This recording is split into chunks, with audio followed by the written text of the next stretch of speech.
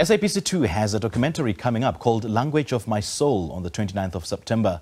Language of My Soul is a celebration of an African elder who rediscovered her will to live when she decided to revive a language she was once ashamed of.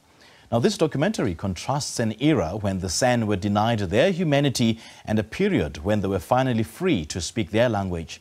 Joining us now is Gregory Molale, the director of the documentary. Greg, a very good morning. Thanks for joining us. Welcome. Morning, Simpiwe, and good morning to the viewers at home as well. And thank you for having us. Well, it's an absolute pleasure. This is an awe-inspiring story. So what drew you to it? So I've always been passionate about African stories, African history. And one thing that I really want to do is rediscover that buried information about our lives, our ways of living before colonization. So hearing that Oma Katrina is the last speaker of a language that is 25,000 years old was something that grabbed me.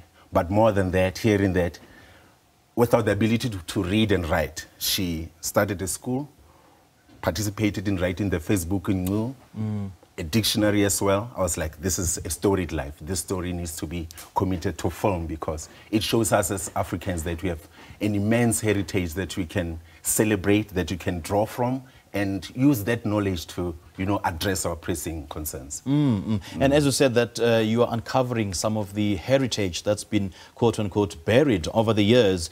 I would imagine you did some intensive research, into understanding the history and the cultural significance of the San language. So what kind of research did you go into, and what did you find from that research? Wow, it's immense. Where can I start? One thing that's special, especially about the Ngqu language, it only has Oma Katrina, who's the last speaker. And over and above that, the Ngqu language is so complex and rich, like it's 3 times the size of the English language. English has 45 unique sounds, Ngqu has 140 or so. Wow. And that complexity is what allows Ngqu to store this wealth of environmental knowledge, scientific knowledge, biocultural heritage that we can't access if we don't know the language. Right. So if we lose it, humanity, not just us South Africans or Africans, humanity is losing a wealth of heritage. So it's one of the things that I discovered, but also that languages like Xhosa or the cliques of Xhosa and other languages come from there, like the word of King Igqirha, sorry. It's directly from Singqu. It also means traditional healer. Really? And then Setswana, like K in Setswana would be K in Ngqu, like we would call the wild berries Ditlekwa, in Ngqu would be Trekwa. But even in Angola, they have the Hadzabe who really are from this language or this San people. So the documentary reveals a lot. It's a story that, especially on Heritage Month, us as Africans, we can draw a lot from it, and something that really can help us address challenges of today. If you don't know yourself, where you come from, you don't have a history to borrow from to address your present or to build your future. And a story like this really helps us in advancing the African cause. And having said that, how do you think language revitalization contributes, to the preservation of our own cultural identity? Good question. I think if we look at culture or cultural products, they are really a mirror or maybe a soul or a mind of a nation. And without language, you don't have access to that culture. It's a vessel of, if you talk heritage, you think buildings, what we wear, artifacts, but the intangibles are stored in language. Our values are everything, and we can't access them without language. So language is so important, and today, something I'm guilty of also, we take our kids to these English-speaking schools, and my son won't know Setswana much like I do because the language is dying. It might not be like the San who were forced to stop speaking their language because of the persecutions of colonization and imperialism, but as we are decidedly not speaking it, but because somehow we are believing that to function in a commercial, in a capitalistic or rather modern society, you need to be well versed in other languages. So in answering your question briefly, language is critical. Without it, you become a shell of yourself. Sure.